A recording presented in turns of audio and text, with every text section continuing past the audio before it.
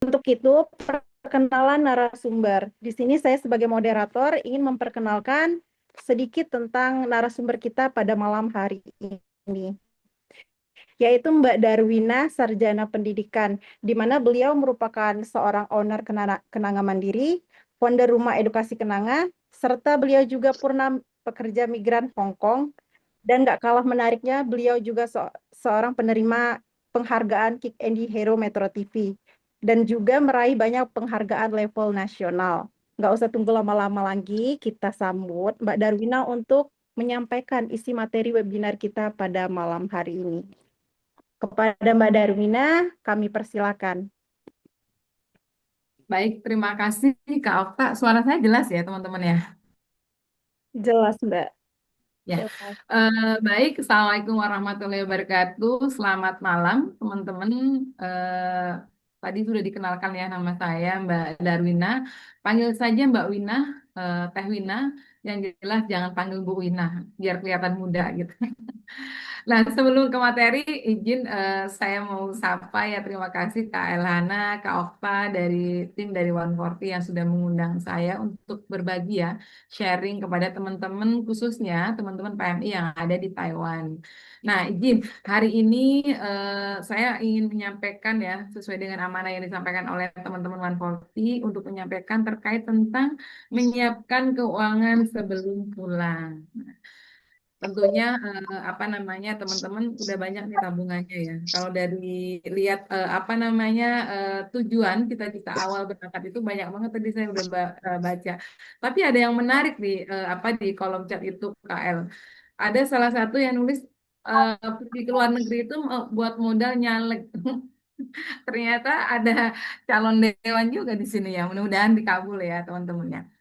Izin apa namanya tadi udah disampaikan juga sama Kak Okta bahwa saya selain dari Purna Migran saya juga foundernya Rumah Edukasi Kenanga. Mungkin nanti untuk lebih jelasnya saya juga akan menjelaskan lebih jauh seperti apa sih Rumah Edukasi Kenanga dan mungkin sebelum saya menyampaikan terkait tentang materi inti ya dari seminar malam ini.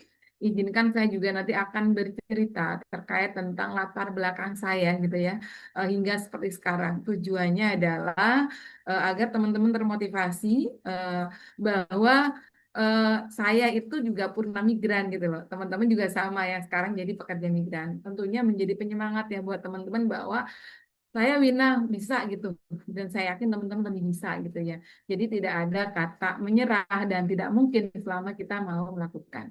Izin next KN Kak. Izin teman-teman seperti tadi yang disampaikan bahwa saya pernah jadi pekerja migran di negara Hong Kong selama 4 tahun.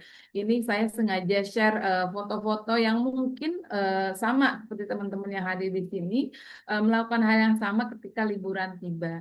Nah, satu hal yang harus saya sampaikan ke teman-teman bahwa mungkin ada sebagian dari kita yang memang kalau liburan itu tidak melulu untuk kegiatan yang sifatnya produktif ya. Karena memang seperti yang kita tahu bersama ya, ketika liburan tiba, tentunya itu dijadikan ajang buat kita untuk melepas kangen, ya kan, melepas penat gitu dari apa namanya berhari-hari kita kerja ya, baik itu di rumah sakit atau misalnya jaga ama ataupun kerja di pabrik, sehingga banyak dari kita ketika liburan itu ya seolah bebas gitu, sebebas-bebasnya. Nah, satu hal yang harus ingin saya sampaikan adalah bahwa boleh kita liburan untuk menghilangkan penat, tapi satu hal yang harus saya sampaikan adalah cari kesibukan yang sifatnya produktif. Ya, kenapa saya sampaikan begitu? Karena apa namanya biasanya eh, suka lupa gitu ya bahwa kita itu libur itu hanya ingin melepas penat saja, tidak yang lain-lain. Dalam hal ini banyak dari kita, karena memang kebetulan saya juga waktu di Hong Kong liburnya tuh seminggu sekali ya. Kita apa namanya kebetulan saya di Hong Kong itu libur itu kegiatannya adalah ngajar di Masjid Sin Sasoi dan juga Masjid Wan Chai gitu ya. Jadi apa namanya banyak teman dari kita ya yang selalu ketika liburan ya tadi jalan-jalan dan sebagainya gitu menghabiskan waktu yang ya mungkin ketika pulang ke rumah majikan ada kebanggaan tersendiri. Tapi kebanggaan itu jadi ruang yang hampa gitu ketika balik lagi ke rumah majikan, ke apa kosan atau misalnya ke asrama, itu ya dihadapkan dengan pekerjaan lagi gitu. Tetapi kalau misalnya ketika liburan kita jalani dengan suatu hal yang sifatnya produktif, contoh salah satunya adalah mengikuti kelas yang diadakan oleh 140 ya, itu suatu yang sifatnya produktif. Jadi kita juga bisa ketemu teman dan sebagainya, tapi kita juga bisa apa namanya mendapatkan ilmu ya, tentunya untuk bekal kita nanti ketika pulang. Dan itu tuh yang saya lakukan. Saya ketika di Hong Kong 4 tahun itu liburan itu berorganisasi, ngajar dan sekolah gitu ya. Nah, perlu saya sampaikan bahwa tadi juga ada salah satu dari teman kita yang mengatakan bahwa saya pengen menyelesaikan kuliah saya di UT gitu. Nah, saya juga dulu waktu jadi pekerja migran, teman-teman, saya lulusan SMP. Saya SMA-nya di Hong Kong. Terus kemudian pulang kuliah ya, akhirnya ngambil sarjana pendidikan. Alhamdulillah 2017 saya mendapatkan gelar sarjana seperti itu. Baik, next. Nah, selanjutnya adalah motivasi saya bekerja di luar negeri untuk menjadi PMI. Yang pertama, ya mungkin ini salah satunya adalah salah satu dari yang saya sampaikan, mungkin bagian dari cita-cita teman-teman ya berangkat ke luar negeri. Pertama adalah bagian orang tua, yang kedua adalah mencari pengalaman, yang ketiga mencari modal usaha, yang keempat adalah sekolah, yang kelima menjadi jembatan kebaikan untuk teman-teman PMI dan memberikan edukasi keagamaan. Jadi saya tuh memang pada saat di Hong Kong itu waktunya habis untuk apa? Untuk hal-hal yang sifatnya tadi produktif, saya ngajar, terus kemudian juga sekolah, terus kemudian saya itu dikenal pelit ya teman-teman ya. Pelitnya dalam arti saya itu ketika dengan orang rumah itu cenderung hitung-hitungan. Hitung-hitungan dalam arti saya ketika memberikan apa namanya kiriman ke Indonesia itu lebih cenderung kepada sesuatu sifat yang sifatnya kebutuhan. Makanya saya lebih fokus ke orang tua. Dan 4 tahun di Hong Kong pun rumah saya nggak ada yang berubah kecuali keramik ya. Karena waktu berangkat saya belum di keramik sama belum di joglo gitu. Direnov aja depannya sama dikasih keramik. Karena memang saya ke luar negeri tujuannya cuma ini gitu, tidak bikin rumah dan sebagainya. Dan mencari modal usaha pun alhamdulillah apa namanya pada saat saya di Hong Kong saya ketemu dengan lembaga keuangan yang memang amanah ya sampai hari ini gitu ya. Saya waktu itu mendepositokan apa namanya eh, penghasilan saya gitu ya sampai hari ini pun masih ada di sana gitu ya. Tujuannya adalah tadi untuk persiapan modal ketika saya ada di tanah air dan butuh gitu. Baik, next. Nah, selanjutnya hasil dari bekerja di luar negeri ya. Nah, ini kita bicara pengalaman saya dulu ya sebelum kita bicara materi. Pertama, membeli tanah.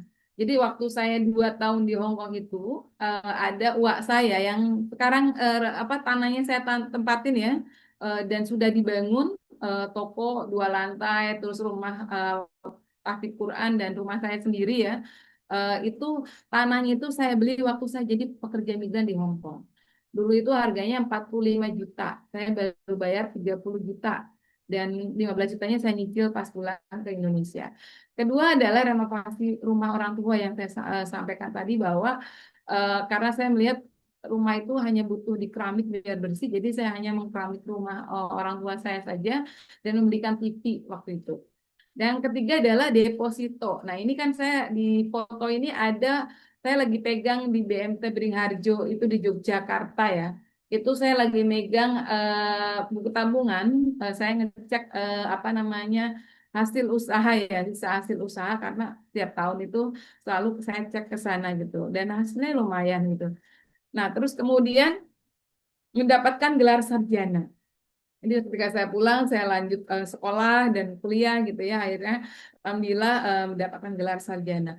Yang kelima, umroh 2 kali ini agak ini banget ya. Tapi harus saya sampaikan juga bahwa eh, kita bisa kok. Kalau memang kita bisa mengatur keuangannya dengan baik saat di luar negeri, ketika pulang kita bisa mewujudkan ya apa yang kita inginkan. Nah, sebenarnya yang terakhir ini adalah insya Allah tahun 2026 ini kurang 6 ini ya satu lagi nih 2026 tahun ini insya Allah saya akan berangkat haji bareng keluarga dan orang tua, dan itu pun saya yang membiayai, termasuk umroh 2 kali juga itu saya membiayai, membawa orang tua, mertua, dan keluarga.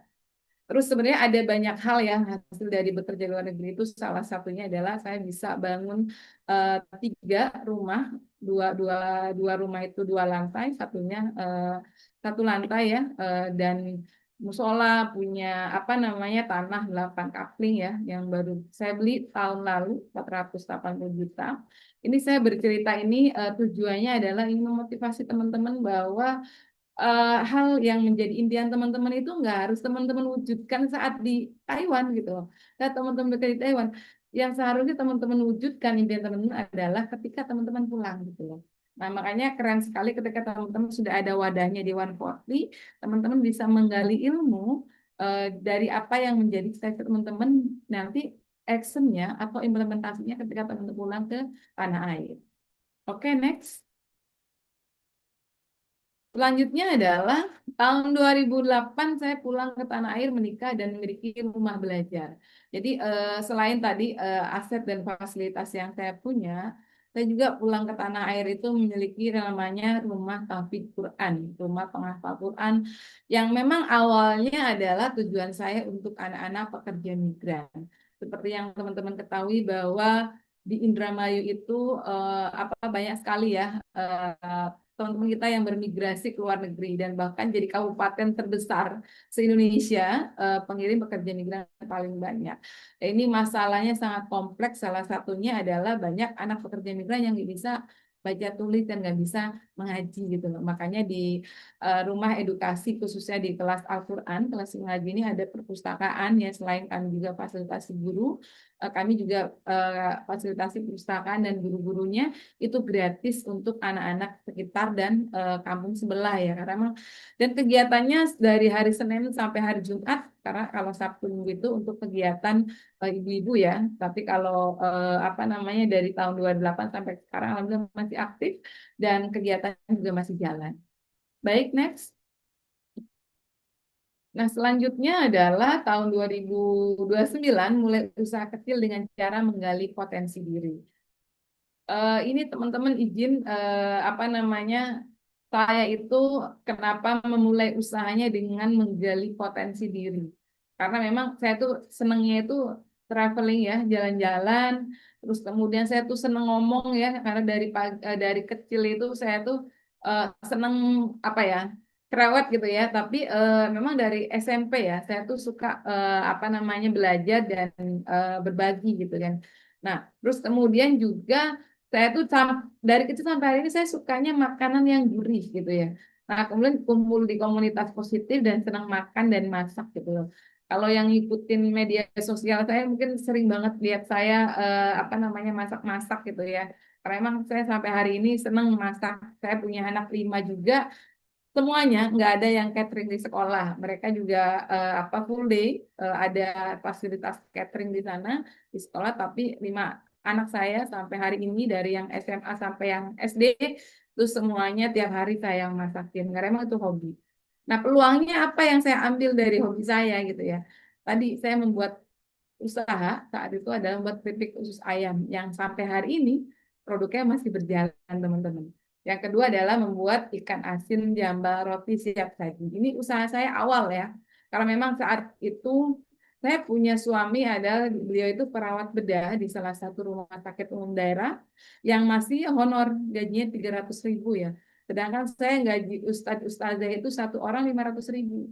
Nah, terus kemudian akhirnya saya mulai berpikir untuk bagaimana apa namanya mencari penghasilan di luar daripada gaji suami. Nah, sehingga saya memutuskan untuk menggali potensi yang ada di diri saya. Ya, salah satunya adalah membuat keripik usus ayam. Kalau dulu 2009 keripik usus ayam saya tuh adanya di warung-warung kecil, KL, KOK. Sekarang keripik usus saya tuh adanya di hotel-hotel bintang 5, teman-teman. Ada di Hotel Aston, Hotel Luxton, ya kan, Batik Trusmi, terus kemudian juga Center Oleh-oleh Pangestu. Kalau teman-teman di Cirebon nginep di hotel-hotel bintang 5, itu ada keripik usus ayam merek Win A. Ini fotonya ada di bawah ya. Baik, next. Nah, selanjutnya adalah apa namanya melakukan pengembangan usaha ya dan memiliki varian produk di tahun 2014. Nah, kenapa olahan mangga apa namanya pengembangannya? Karena perlu teman-teman ketahui bahwa Indra, oh iya di Trusmi Cirebon betul Mbak Istiqomah Ikom. Nanti lihat ada dodol mangga juga di situ merek sama ya ini ya, seperti gambar di sini. Nah itu apa namanya pengembangan ya untuk tahun 2014 saya memiliki produk olahan mangga. Sebenarnya bukan olahannya saja, tapi juga ada produk mangganya. Nah satu hal yang harus teman-teman pelajarin dari produk pengembangan ini adalah saya tinggal di Indramayu yang notabene adalah kota mangga. Nah, dari hasil atau potensi yang ada di sekitar, saya kembangkan menjadi produk turunan yang memiliki value ya, nilai jual gitu ya. Nah, tujuannya adalah agar kami ke depan bisa sustain gitu usahanya karena apa bahan bakunya melimpah. Nah, ini yang harus teman-teman pahami juga bahwa kalau mau usaha kita potensi yang sama mangga ya saya jual mangga. Kalau saya orang Pati, saya jual mangga Indramayu, kayaknya orang nggak percaya gitu ya. Makanya saya tidak hanya jual olahan, tapi juga jual mangga segar. Nah, omset terbesar saya sebenarnya untuk apa yang paling besar itu adalah di buahnya. Karena kalau buah itu kan musiman ya. Terus sehari saya bisa apa namanya close order ya di angka 1 sampai 2 ton gitu ya. Karena memang saya memiliki banyak reseller. Nah, kerjasamanya dengan siapa? Dengan petani gitu seperti itu. Nah, baik, next nanti untuk selanjutnya nanti akan cerita banyak ya terkait tentang kok bisa sih usahanya banyak gitu ya. Nanti apa namanya kita akan ngobrol banyak ya di materi ya. Ini selayang pandang aja terkait tentang saya dan perjalanan saya yang nggak seperti sekarang. Baik, next Kak. Nah, selanjutnya adalah apa namanya? Oh, tadi belum lewat. Nah, distributor mangga ya. Ini foto depan rumah saya nih KL. Kalau ke rumah pas musim mangga, kayaknya nggak bisa lewat nih. Ini tiap musim mangga rumah saya selalu dipenuhi dengan mangga-mangga. Itu bukan kintalan bertonton ya seperti itu. Nah, terus kemudian apa namanya tadi seperti yang saya sampaikan bahwa saya juga salah satu distributor ya untuk supplier produk-produk UMKM itu di beberapa hotel bintang 5 dan juga sentra oleh-oleh yang lumayan besar ya, Batik Trusmi, sentra oleh Pangacu di Cirebon. Dan selain itu saya juga apa namanya ngirim juga di Brunei, dodol ya, dodol mangga. Nah, kalau dengan teman-teman PMI sih biasanya apa namanya dari PMI ke PMI gitu loh, bukan ke toko gitu, lebih ke orang per orang. Nah, kebetulan saya juga supplier di apa namanya di DPRD Kabupaten Indramayu. Karena memang 3 tahun yang lalu kami berusaha untuk mendorong perubahan dari regulasi yang ada di pemerintah Kabupaten Indramayu. Salah satunya adalah di DPRD ya. Dan biasanya mereka memberikan oleh-oleh plakat, ya kami ganti menjadi produk UMKM gitu ya. Alhamdulillah ada 12 item produk UMKM yang setiap tahun dibeli ya. Itu nggak nominalnya nggak kaleng-kaleng ribuan ya untuk dibeli dan sebagai oleh-olehnya pemerintah Indramayu ketika berkunjung ke provinsi-provinsi ataupun ke wilayah-wilayah lain seperti itu. Dan sampai hari ini masih berjalan. Next, teman-teman. Nah, selanjutnya adalah saya juga punya empang, teman-teman. Kalau bahasa Indramayu bahasanya juragan empang enggak. Nah, saya punya empang gurame. Punya empang gurame dan sampai sekarang masih berjalan apa namanya dan alhamdulillah masih menghasilkan ya dan apa namanya yang tadinya 1 jadi 4 dan bahkan banyak teman-teman yang juga ngikut ya tadinya di situ tuh cuma 2 empang sekarang sudah ada 56 empang teman-teman dan apa namanya pengelolanya ya rata-rata ada yang suaminya suami PMI pekerja migran ada yang purna migran dan sebagainya seperti itu nanti kalau Kak Elana ke sini tak ajak ya ke empang oke next. Nah, selain tadi Empang juga tadi seperti yang disampaikan oleh Kak Okta bahwa saya adalah founder Rumah Edukasi Kenang. Saya pendiri sekolah kewirausahaan untuk purna pekerja migran dan masyarakat. Alhamdulillah di tahun 2021 ya sekitar 1.600 ya, sekarang sudah 2.200 masyarakat yang kami bina yang menjadi pelaku usaha di Kabupaten Indramayu.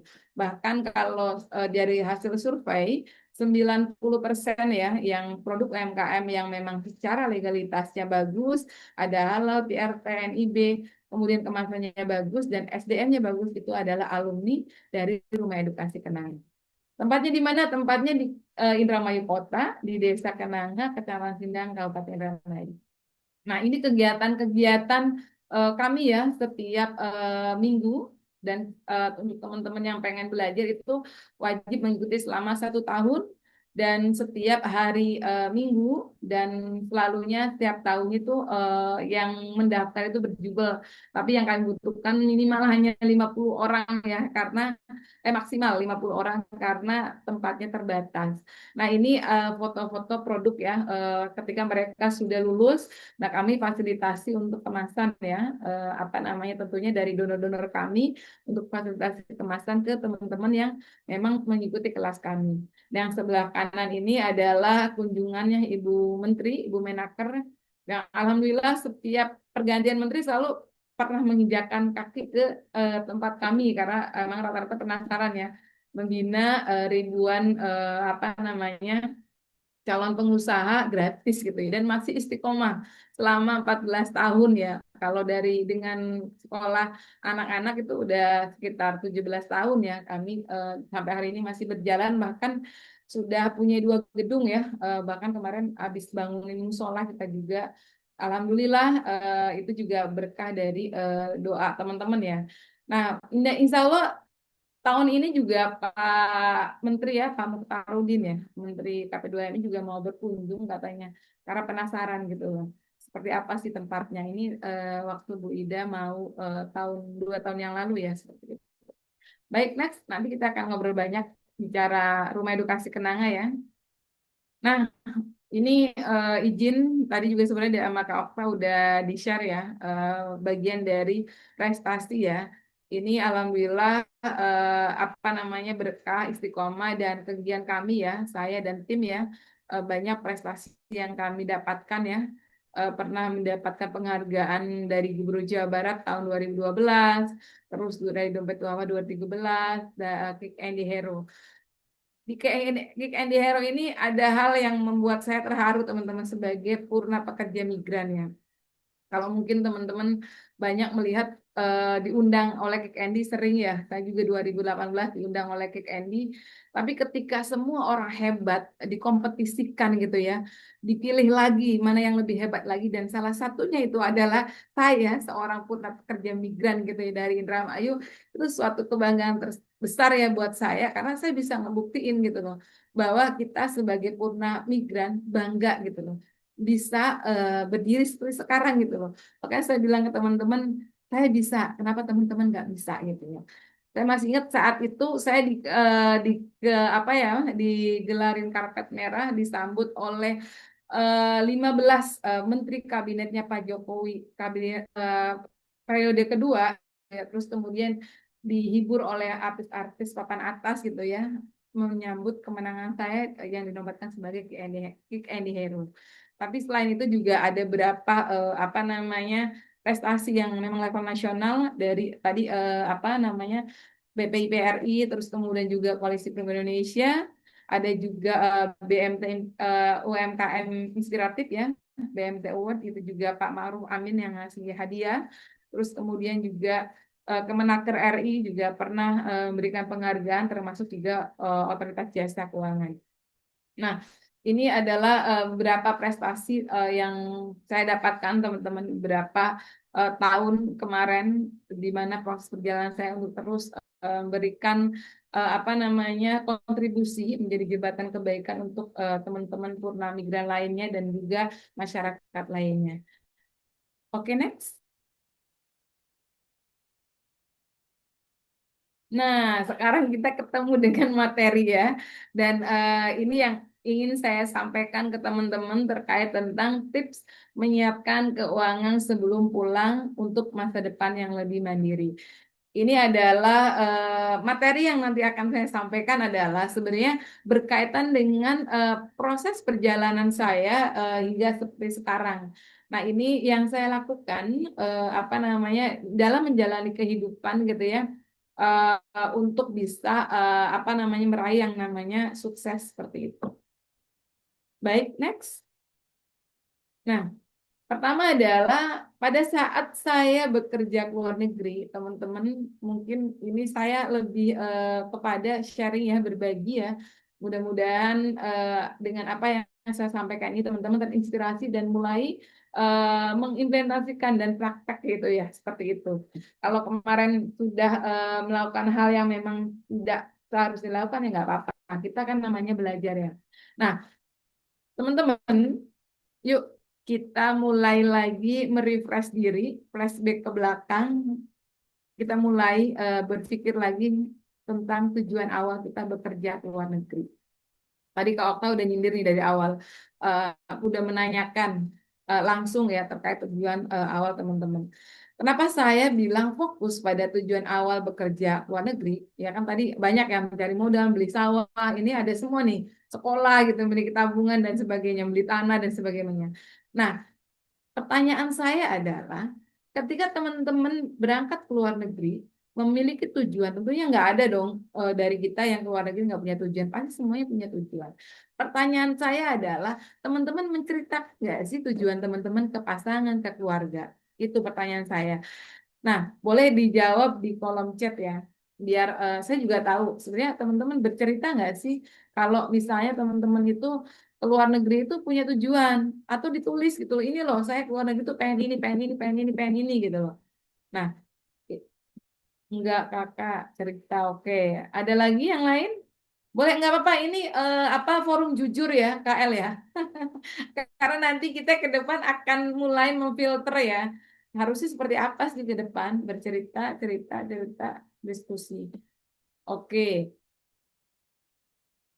kadang males cerita, nggak tuh mikir oke. Nggak apa-apa cerita aja, Kak.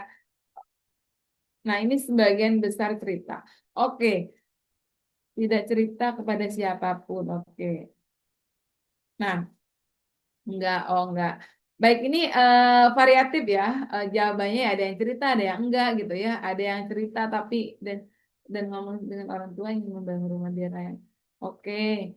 Nah, kenapa saya mengajak teman-teman untuk cerita? Karena apa? Biar mereka tahu tujuan kita. Gitu. Jadi ketika misalnya teman-teman apa namanya eh, dari keluarga itu kan maaf ya, rata-rata orang di Indonesia selalunya ketika anaknya, keluarganya bekerja ke luar negeri, lalu dianggap kita itu aset uang. Betul nggak? Jadi kalau siapapun. Terus kemudian stigma orang di kampung, maaf, stigma orang di kampung ketika anaknya, istrinya, keluarganya ke luar negeri, selalunya yang dikategorikan sukses adalah rumahnya bagus. Betul, ya kan? Rumahnya bagus, punya mobil seperti itu. Padahal, perlu saya sampaikan, padahal kalau teman-teman ketahui, kita ke luar negeri 6 tahun, 10 tahun, 11 tahun, berapa tahun pun nggak bangun rumah, kita tuh sebenarnya nggak diapa-apain sama mereka, betul nggak? Tapi karena mindset kita itu selalu berpikir ke luar negeri itu harus rumahnya bagus, punya mobil dan sebagainya, punya motor dan semua kebutuhannya itu terpenuhi. Jadi sampai hari ini pun semua berpikiran sama gitu loh. Kalau keluar negeri pasti rumahnya bagus gitu. Dan rata-rata 80%, kenapa saya bilang 80%? Adalah 20% ya. Salah satunya saya sendiri gitu ya, yang memang selama 4 tahun luar negeri nggak fokus ke rumah. Nah, saya ingin teman-teman mulai hari ini tidak berpikir dulu ke yang sifatnya konsumtif. Kenapa saya bilang rumah itu konsumtif? Itu menurut saya kalau memang rumahnya masih bisa ditinggali, masih kokoh, masih benar, nggak penting kita bangun rumah atau bongkar rumah gitu loh. Karena apa? Perlu saya sampaikan bahwa teman-teman luar negeri itu bukan segalanya. Luar negeri itu adalah jembatan buat teman-teman menuju tangga sukses. Ya, kalau teman-teman hari ini berpikir bahwa luar negeri segalanya salah. Kenapa saya bilang luar negeri segalanya? Karena jujur saya itu selain juga founder Rumah Edukasi Kenangan, saya juga yang paralegal KL. Dan juga ketika ada masalah, teman-teman mengadu ke saya. Misalnya sosialisasi terkait migrasi aman desa, Pak Kades mintanya saya. Banyak orang yang minta izin untuk rekomendasi Pak Kades itu ke saya dulu, baru Pak Kades tanda tangan untuk memastikan mereka aman di luar negeri. Nah, ketika saya tanya mereka mau keluar negeri, pengen apa? Bangun rumah. Lalunya jawabnya sifatnya konsumtif. Seperti itu. Nah, terus kemudian banyak yang membuat saya miris adalah banyak anaknya ditinggalkan hanya tadi untuk pengen bangun rumah. Padahal kan kalau misalnya oke lah misalnya untuk baru utang dan sebagainya nggak ada masalah. Tapi kalau kepentingannya hanya beli rumah itu sifatnya menurut saya itu konsumtif. Kecuali tadi rumahnya masih tanah, di keramik dan sebagainya. Nah, mulai sekarang teman-teman kalau memang targetnya bikin rumah, terus membesarkan rumah, kalau saya berharap ya itu dicoret kan teman-teman target banyak kan keinginannya ya, mungkin nggak lebih dari satu pastinya.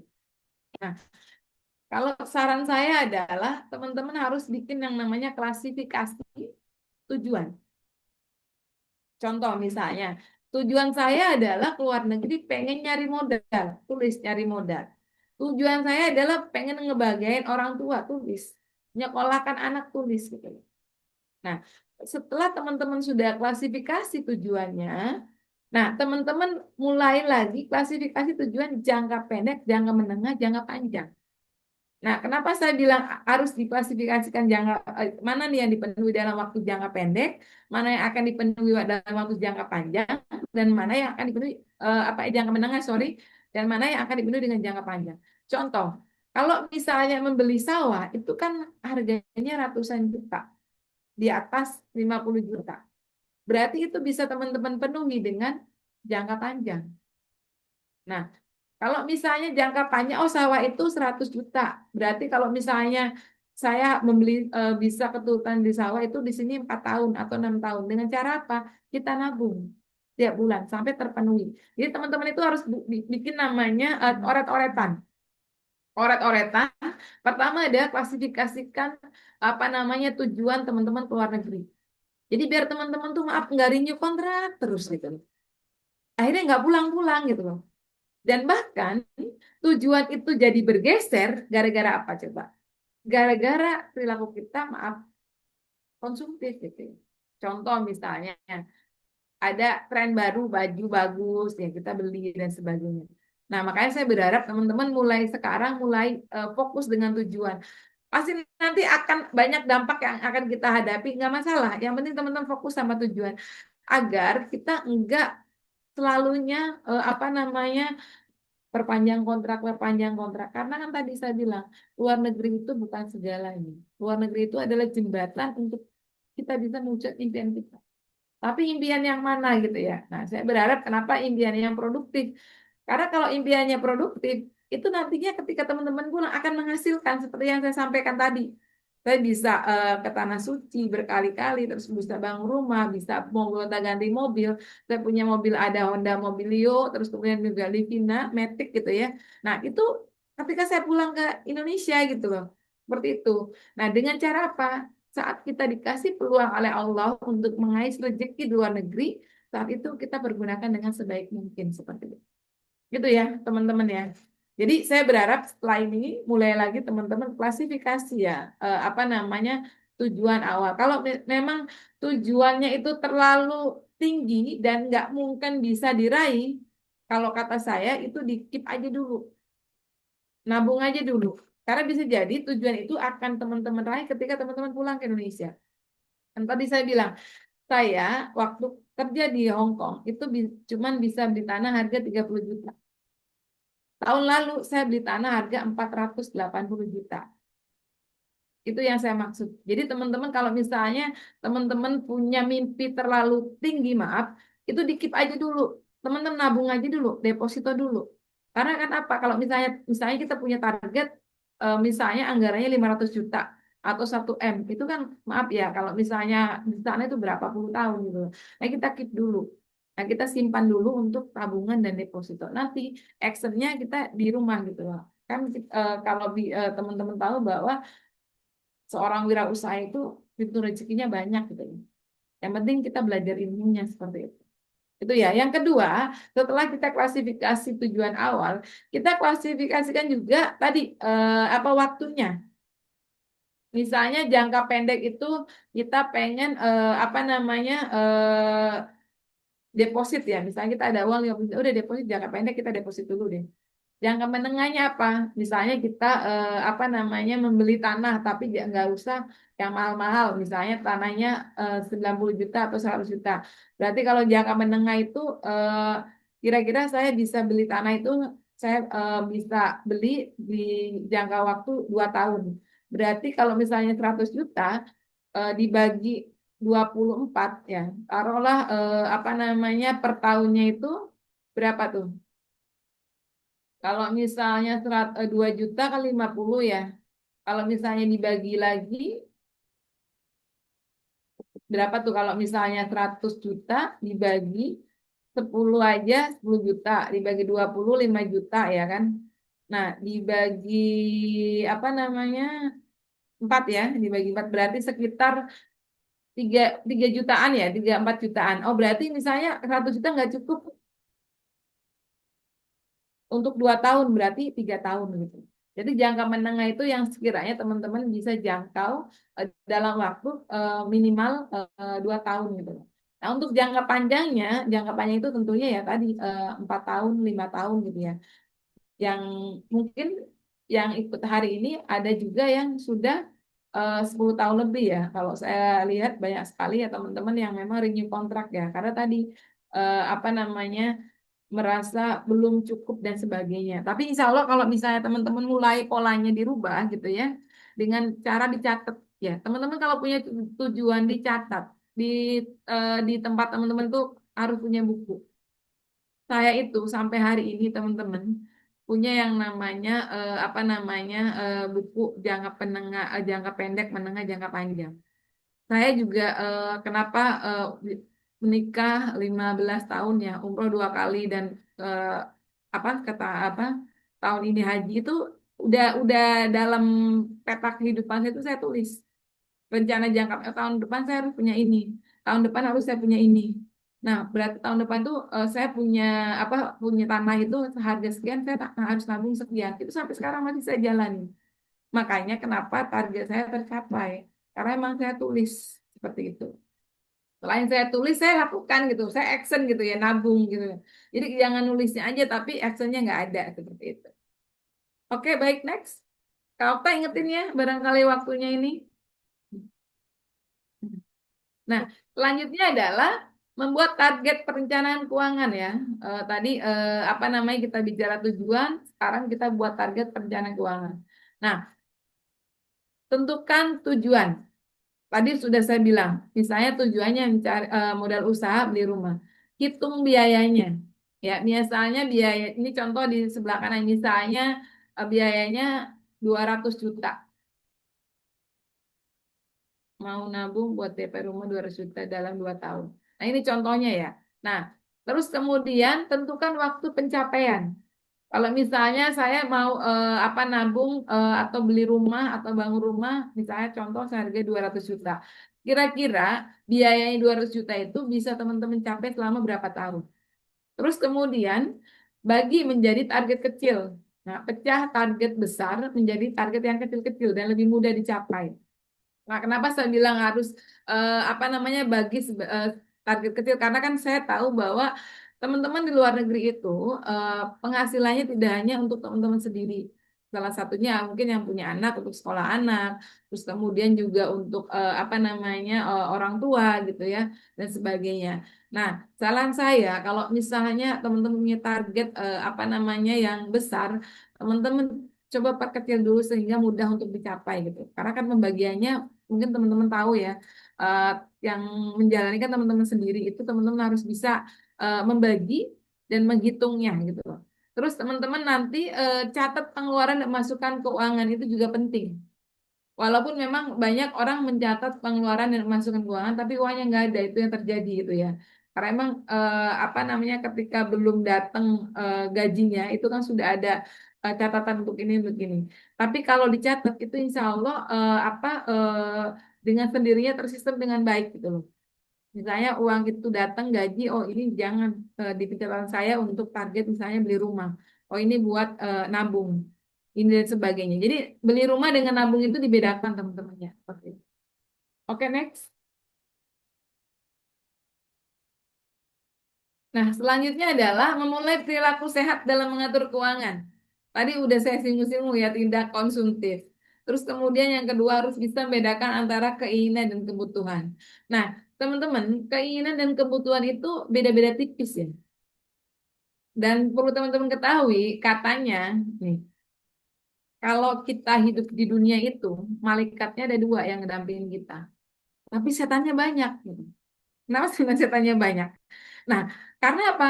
Yang menurut teman-teman itu katanya kebutuhan, bisa jadi itu keinginan, ya kan? Contoh misalnya gini, teman-teman sudah punya baju, ya kan? Baju warna merah gitu ya. Tiba-tiba teman-teman melihat ada baju warna merah suka gitu ya. Teman-teman nih pengen beli gitu ya. Wah, setannya ngojok-ngojokin. Belilah, kan punya uang gampang kalau habis juga bulan depan gajian lagi gitu ya. Tapi apa namanya di sisi lain kita juga dibisikin bahwa kan warna merah ada di rumah gitu. Tapi karena kuat ya godaannya itu akhirnya kebeli juga gitu. Nah, itu yang harus apa ya teman-teman harus bisa jaga iman gitu ya untuk godaan-godaan yang seperti itu gitu. Karena banyak kasus yang ketika kerja di luar negeri itu bajunya keren-keren gitu teman-teman. Tapi ketika pulang itu maaf tidak dipakai gitu loh. Jadi saya berharap kalau misalnya teman-teman beli baju, beli apa aksesoris, handphone dan sebagainya sesuai dengan kebutuhan gitu.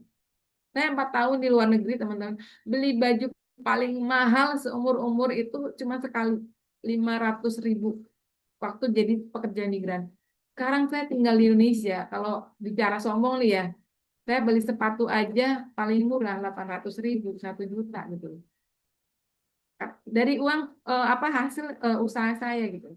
Tapi waktu saya di Hong Kong itu kan saya masih banyak keinginannya, jadi saya tahan-tahan gitu loh. Makanya kalau teman-teman lihat foto-foto saya apa namanya tadi itu nggak beda jauh dengan kehidupan saya sekarang ya. Saya dari muda ya kerudungnya begitu aja modelnya sampai sekarang yang begitu. Nah, terus kemudian selanjutnya adalah harus berani bilang tidak ketika keluarga minta sesuatu berdasarkan keinginan. Jadi kadang nih punten orang rumah itu suka yang kadang ikut mengkontaminasi pikiran kita gitu. Jadi kita itu kadang apa namanya telepon orang rumah, itu ibu kamu apa namanya butuh ini, misalnya kayak sekarang kan lagi hujan terus ya, gentengnya bocor. Padahal ya butuh nambal genteng doang kan, beli genteng berapa untuk beli tambal doang. Gara-gara provokasi itu akhirnya udah nanti kita bongkar aja atasnya kan, yang harusnya butuh cuman misalnya 1 juta, akhirnya kan puluhan juta gitu ya. Karena tadi kita tidak bisa membedakan keinginan dan kebutuhan. Nah, makanya kenapa di awal saya minta ke teman-teman catat gitu loh. Apa namanya yang menjadi tujuan awal teman-teman agar ketika keluarga mengatakan pengen beli ini itu teman-teman kembalikan lagi tujuan awalnya sampaikan gitu loh. Inget Pah gitu ya, nggak tahu nih panggilnya Pah, panggilnya Abi, panggilnya Ayang, panggilnya Beb atau siapa lah itu ya. Sampaikan bahwa saya lagi ngejar target biar 1, 2, 3 item ini tujuan saya itu bisa terpenuhi. Karena apa? Karena perlu teman-teman ketahui, sadarkan keluarga dengan apa? Dengan kita menyampaikan bahwa kita itu nggak selamanya maaf kerja di luar negeri. Kita itu nggak selamanya sehat gitu. Karena kan orang ada sakitnya, ada ngedropnya gitu. Makanya mumpung masih diberi kesempatan sehat oleh Allah, teman-teman manfaatkan sebaik mungkin gitu loh. Makanya harus berani bilang tidak. Kalau misalnya bilang tidak itu kan terlalu ekstrim ya, sampaikan tujuan awal tadi teman-teman gitu. Misalnya kipah saya tuh tujuannya tinggal berapa bulan lagi tercapai. Nanti kalau misalnya udah selesai tujuan saya udah tercapai semua dan masih ada sisa, nanti kita pikirkan gitu. Gimana caranya agar teman-teman bisa mengayun ya apa untuk tidak mengatakan tidak gitu loh. Memberikan sesuatu yang sifatnya keinginan. Kecuali kalau misalnya untuk orang tua sakit, anak sakit, suami sakit itu nggak ada masalah. Tapi untuk sesuatu yang sifatnya konsumtif jangan. Nah, Terus kemudian tantangannya kalau teman-teman mengatakan tidak dan sering menolak keinginan dari orang rumah adalah pertama dianggap pelit dan siap-siap aja dijauhi keluarga. Dalam arti dijauhi itu jarang komunikasi. Karena apa? Karena kita bukan kita apa namanya dianggap tidak moral ya. Karena biasanya maaf kerja migran itu dikenalnya moral. Selama minta HP anaknya dibelikan, minta sepeda listrik dibelikan gitu. Nggak pernah hitung-hitungan gitu ya. Dan saya sangat miris ya kalau itu terjadi pada teman-teman PMI ya. Karena apa? Ketika apa namanya mereka pulang, mereka nggak punya tabungan dan sebagainya. Karena apa? Selalu memanjakan orang-orang rumah. Terus kemudian juga yang kedua adalah dijauhi keluarga. Nah, caranya adalah tetap fokus pada tujuan sampai tujuan itu tercapai. Kenapa saya mengajarkan ini sama teman-teman? Perlu teman-teman ketahui bahwa kita sebagai manusia punya hak untuk membahagiakan diri kita. Selama ini, selama bertahun-tahun kita selalu membahagiakan orang-orang yang ada di sekitar kita ya. Orang tua kita, anak kita, suami kita gitu loh. Itu bagus itu ya. Tapi pernah nggak sih kita berpikir untuk, pernah nggak sih kita membahagiakan diri kita? Makanya ini kesempatan gitu loh. Teman-teman dikasih ruang, dikasih peluang sama Allah untuk mengais rezeki di luar negeri. Makanya ambil peluang itu dengan apa? Dengan menabung. Dengan apa? Mewujudkan tujuan. Balik lagi saya ingatkan bahwa kerja di luar negeri itu bukan segalanya. Kerja di luar negeri adalah jembatan buat teman-teman menuju sukses. Jadi yuk mulai lagi kita ke tujuan awal, kita apa namanya singkirkan dulu lah apa namanya keinginan-keinginan yang menurut kita nggak penting gitu. Seperti itu. Balik lagi ke fokus tujuan awal karena apa? Karena kalau kita selalu apa namanya mewujudkan keinginan-keinginan yang nggak jelas, menyesalnya tuh bukan sekarang teman-teman. Nanti ketika teman-teman pulang ke tanah air ya kan ketika pulang tanah air bingung teman-teman apa namanya baju banyak sepatu banyak gitu kan terus kemudian juga rumah bagus tapi hampa gitu ya karena apa kita nggak punya pemasukan seperti itu. Oke, next. Nah, selanjutnya adalah membuat rekening ya atau buku tabungan di bank resmi. Pertama adalah teman-teman harus membuat rekening pribadi untuk kebutuhan pokok dan kebutuhan keluarga. Nah, teman-teman harus punya dua rekening. Nah, pertama adalah rekening pribadi yang orang lain nggak tahu. Ini saya ajarin ya, saya juga dulu begitu teman-teman. Jadi rekening itu hanya kita yang tahu. Nah, tujuannya adalah agar orang rumah nggak berpikir macam-macam. Karena kalau orang rumah tahu bahwa uang kita punya banyak sekian, pasti mereka juga udah bikin planning. Wah, bikin rumah bagus ya, beli motor yang terbaru, enak ya, dan sebagainya. Nah, saya saranin teman-teman buat dua rekening. Satu rekening untuk kebutuhan teman-teman di sana, dan juga untuk kebutuhan keluarga. Satu rekening adalah tadi, seperti yang saya bilang di awal, untuk memenuhi impian, untuk menggapai impian teman-teman atau tujuan awal teman-teman ke luar negeri. Nah, rekening pribadi ini jangan sampai orang tahu. Saya teman-teman dulu tahun 2004 ya punya deposit sebesar 10 juta di BNT Bering Harjo itu nggak ada yang tahu. Itu gede banget zaman dulu ya 10 juta. Nah, itu nggak ada yang tahu. Tahu itu ketika saya pulang. Dan diambilnya itu untuk kebutuhan modal gitu. Alhamdulillah kemarin itu jadi berapa? 60 juta. Nggak diambil-ambil kan. Dan saya ambil untuk apa namanya kekurangan biaya haji tahun ini ya. Apa pelunasan seperti itu. Jadi saya berharap teman-teman mulai sekarang yang belum punya rekening pribadi, kalau misalnya udah punya satu, bikin lagi satu lagi. Nah, tadi kan saya bilang teman-teman udah mulai merancang ya apa namanya kebutuhan untuk bisa memenuhi cita-cita teman-teman per bulannya misalnya harus nabung 1 juta kah 2 juta itu di rekening pribadi yang tidak bisa diambil, tidak bisa diotak-atik gitu. Karena apa kalau bisa apalagi kalau ada ATM-nya itu yang bahaya gitu ya. Karena kita itu sama semua ya kalau nggak ada uang itu udah ngerancang aja mau beli apa gitu. Tapi kalau nggak ada ATM-nya dan nggak bisa diambil, biasanya itu apa namanya tahan gitu ya untuk bisa apa namanya menggunakan uang itu seperti itu. Terus next punten. Nah, selanjutnya adalah setelah tadi sudah menabung, menyimpan, dan sebagainya. Yang selanjutnya adalah menggali potensi diri dan mulai banyak belajar tentang target usaha yang akan dijalani di tanah air. Ini teman-teman, perlu teman-teman ketahui memang yang memungkinkan untuk kita ketika pulang ke tanah air adalah kita menjadi seorang wirausaha. Tapi memang ada beberapa juga yang memang pengen jadi pekerja.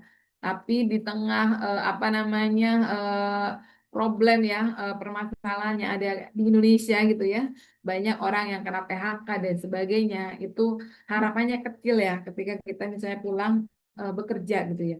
Nah, kalau misalnya berwirausaha itu harapannya besar untuk kita bisa mendapatkan apa namanya pengalaman dan juga omset sebesar-besarnya seperti itu. Nah, apa aja sih ilmu yang harus apa namanya dipelajarin ya untuk bisa apa namanya menggali potensi yang ada di diri sendiri. Pertama adalah ilmu soft skill. Soft skill itu bicara kepribadian teman-teman. Jadi teman-teman seperti yang saya singgung di awal bahwa kalau kita mau memulai hidup produktif ya kan, terus kemudian juga positif ya kegiatannya, mulai dari kepribadian kita. Mungkin saya menyampaikan ini bukan berarti teman-teman kepribadiannya nggak bagus, bukan. Jadi hal-hal yang sifatnya itu mengeluarkan uang yang banyak atau misalnya boros itu sedikit-sedikit diminimalisir teman-teman. Karena emang kalau di luar negeri itu apa namanya selalu berpikirnya oh nggak apa-apa lah habis bulan depan juga kan gajian lagi dan sebagainya. Nah makanya saya berharap mulailah ilmu soft skill ini kita perbaiki ya dari hal yang kita menurut kita itu nggak baik kita kurang-kurangin gitu loh. Karena saya yakin teman-teman bisa kok. Karena sejatinya kalau kita flashback ke belakang gitu ya, kita itu sama kan. Dulu kita adalah tinggal di kampung, di desa gitu ya, nggak punya apa-apa gitu ya. Tapi ketika kita di luar negeri, dompet kita itu minimal 1 juta, 2 juta gitu ya. Selalu kita berpikir, ah kita bisa kok beli itu, beli ini, beli itu gitu ya. Nanti nyesanya ketika pulang tuh teman-teman. Nah makanya mulailah hal-hal yang sifatnya itu konsumtif atau menghabiskan uang itu dikurang-kurangin.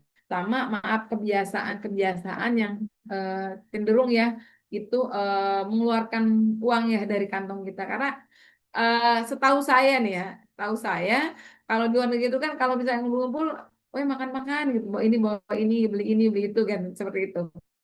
Tapi jangan sering-sering gitu ya, karena kan itu juga harus apa namanya modal ya, punya harus mengeluarkan uang juga. Nah, selanjutnya adalah ilmu hard skill. Hard skill itu contoh seperti tadi apa namanya bikin keripik singkong gitu, itu namanya hard skill ya. Apa namanya kebisaan gitu ya, atau misalnya jahit dan sebagainya itu namanya hard skill. Saya berharap teman-teman belajar sesuaikan dengan kebutuhan yang akan teman-teman jalani di Indonesia seperti itu apapun itu mau punya apa warung kelontong kah mau ternak kambing itu belajarnya ya sesuai dengan apa namanya yang teman-teman bidangi gitu, seperti itu. Nah yang terakhir adalah ilmu kewirausahaan. Perlu teman-teman ketahui ilmu kewirausahaan itu sangat kompleks ya. Tidak bisa teman-teman begini, teman-teman punya produk keripik pisang. Teman-teman udah bilang, oh saya ini udah jadi pengusaha dong, udah punya keripik pisang gitu. Enggak, ilmu keuangan itu sangat kompleks. Salah satunya adalah teman-teman dituntut harus bisa menghitung yang namanya harga pokok produksi. Itu ada rumusnya. Jadi usaha itu kan target akhirnya adalah untung. Jadi teman-teman kalau misalnya usahanya mau untung, teman-teman harus tahu HPP-nya berapa. Karena dari HPP itu teman-teman bisa menentukan yang namanya harga jual, harga distributor, dan juga harga reseller gitu. Kan kita kalau ke mall tuh ada apa diskon 70% dan sebagainya. Itu mereka bukan bangkrut, bukan rugi, mereka untung kok. Karena mereka apa? Tahu yang namanya harga pokok produksi. Terus kemudian ilmu keuangan lainnya apa? Ada yang namanya bisnis model kanvas. Terus ada lagi ilmu ngitung penyusutan. Ada lagi apa namanya pembukaan usaha dan sebagainya. Banyak hal ya. Karena ilmu kewirausahaan itu kompleks. Dan salah satunya adalah harus punya legalitas. Nah, makanya saya berharap untuk teman-teman yang hari ini bekerja di apa namanya di Taiwan, orang Indramayu, apalagi Cirebon, boleh deh kalau misalnya karena yang tahun ini juga banyak tuh yang alumni Taiwan ya, PMI Taiwan yang ikut kelas kami. Nah, itu teman-teman yang harus memahami bahwa ilmu keuangan itu kompleks. Salah satunya adalah Kalau teman-teman punya produk, punya usaha, tapi tidak punya nomor induk berwirausaha, usaha teman-teman tidak terdaftar dinyatakan ilegal seperti itu. Apalagi nanti nih Februari itu akan ada undang-undang yang mengharuskan produk kita itu harus bersertifikat halal. Kalau nggak halal nanti itu apa namanya produknya bisa ditarik. Gitu. Nah ilmu-ilmu itu yang harus teman-teman pahami bahwa ketika kita pulang ke tanah air tidak cukup kita punya modal, tapi kita harus juga punya ilmunya, tapi kalau kita nggak punya produknya juga bingung kita mau ngitung apa gitu seperti itu. Nah makanya tiga item ini yang harus teman-teman kuasai ketika teman-teman ingin memiliki usaha di Indonesia gitu ya. Jadi seperti apa sih ilmu kewirausahaan banyak banget ya. Kalau di rumah edukasi itu ada 13 modul ya yang isinya itu sangat banyak sekali dan memang itu bisa diselesaikan dalam waktu 1 tahun ya. Itu isinya adalah terkait tentang ilmu untuk menjadi seorang wirausaha. Mungkin nanti next ya kita akan bicara banyak lah terkait tentang ilmu wirausahaan. Oke, next. Nah, selanjutnya cara mulai usahanya gimana ketika sampai ke kampung halaman. Nah, teman-teman, sebelum saya bicara poin-poin ini, ingin saya sampaikan bahwa ketika teman-teman pulang ke tanah air, jangan langsung gerasa gerusu. Gerasa gerusu itu langsung buka usaha, langsung duitnya dicairkan, jangan. Nah, teman-teman jangan langsung memulai usaha. Ingat saya sampaikan ya, jangan langsung buka bikin bangunan dan sebagainya, beli alat-alat dan jangan. Teman-teman yang harus melakukan adalah ketika pulang ke tanah air, pertama adalah amati perkembangan perilaku masyarakat kampung halaman dari sebelum dan sesudah kita bekerja di luar negeri, baik kekurangan dan kelebihannya. Karena apa? Karena bisa jadi target teman-teman untuk punya usaha A, B sampai Z, ketika pulang ke tanah air itu berubah drastis gitu loh. Karena apa? Seiring berkembangan zaman, teman-teman. Sekarang itu kan katanya eranya 5.0 ya. Era di mana orang mengimplementasikan diri semua dengan dunia gadget, ya, dunia digital gitu loh. Nah, kadang ekspektasi kita kan usaha itu sebelum kita ke luar negeri kan. Nah, teman-teman nggak tahu setelah kita pulang ke tanah air itu kan mungkin berbeda pola hidup, gaya masyarakat, terus kemudian kebiasaan dan sebagainya.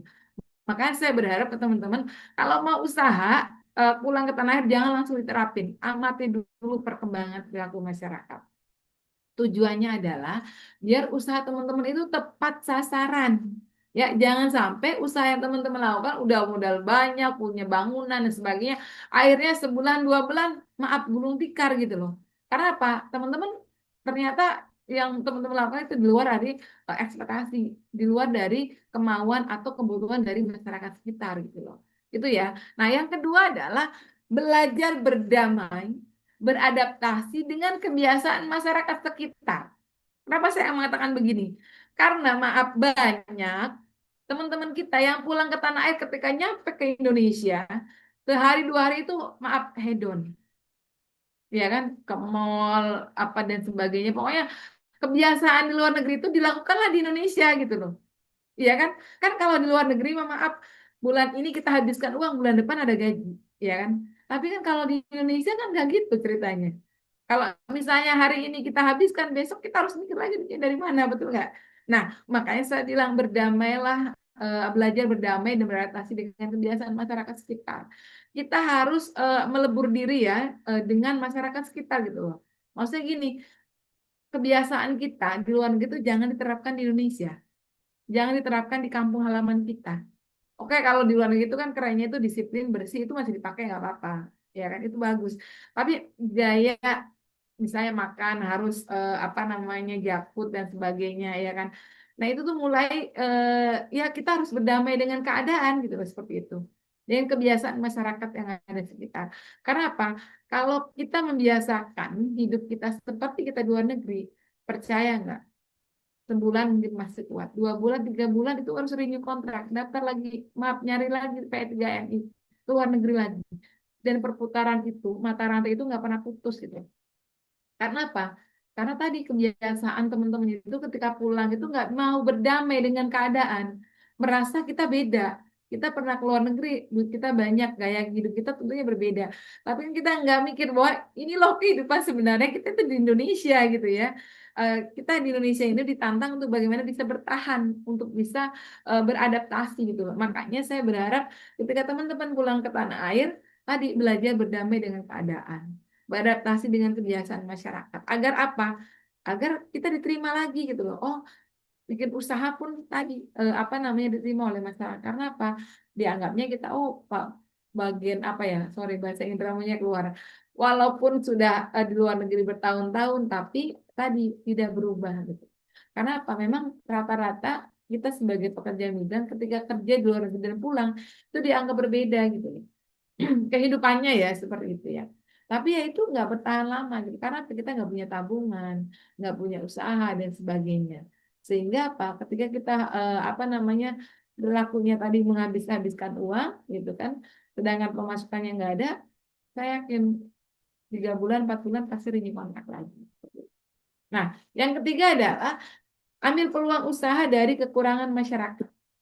Contoh, sekarang ini banyak orang malas keluar ya, konsumsi makanan pedas dan lainnya itu bagian dari peluang ya. Karena memang kita itu tinggal di wilayah yang banyak orang-orang yang pengennya beres gitu ya. Makanya usaha kayak misalnya GoFood, Gojek dan sebagainya itu sangat apa namanya strategis sekali di Indonesia gitu ya. Karena memang apa namanya banyak masyarakat yang maunya simple dan apa namanya tahu beres gitu loh. Nah, saya berharap peluang itu tidak itu aja, banyak hal ya. Misalnya apa namanya peluang usaha salah satunya adalah misalnya kita itu tinggal di wilayah ya contoh Indramayu itu kan panas ya. Cenderung orang tuh suka apa namanya es, suka gurih, suka pedes gitu. Itu jadi peluang usaha. Tapi kalau saran saya ketika teman-teman belum paham cara mengambil peluang usaha bolehlah nanti konsultasi ke saya gitu ya. Kayak kemarin kita juga buka kelas di Singapura itu ada beberapa yang sampai hari ini masih konsultasi terkait tentang usaha yang mereka jalanin gitu ya. Sampai hari ini pun masih berjalan gitu ya. Nah, saya juga insya Allah saya berharap ketika saya ketemu dengan teman-teman silaturahmi dengan teman-teman bukan berarti setelah ini selesai gitu. Saya berharap setelah ini kita sambung silaturahmi lagi untuk bagaimana kita sharing ya. Saya ngomong begini juga bukan karena saya pintar gitu, tapi saya banyak belajar gitu. Nah, salah satunya adalah saya paling senang ambil peluang usaha dari kekurangan masyarakat sekitar. Kenapa produk saya ada ikan asin jambar roti?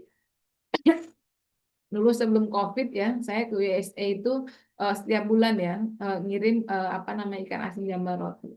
Karena saya melihat di luar negeri itu kan kalau goreng ikan asin itu suatu yang malas. Sekarang gorengnya sedikit baunya kemana-mana gitu ya. Saya jadikan peluang.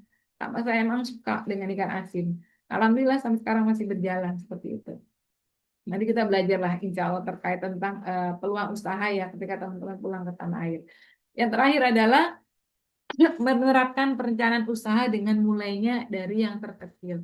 Nah, teman-teman satu hal yang harus teman-teman pahami bahwa ketika teman-teman action melakukan usaha atau menerapkan usaha di kampung halaman, satu hal yang ingin saya sampaikan adalah jangan memulainya dari yang terbesar dulu, yang terkecil dulu.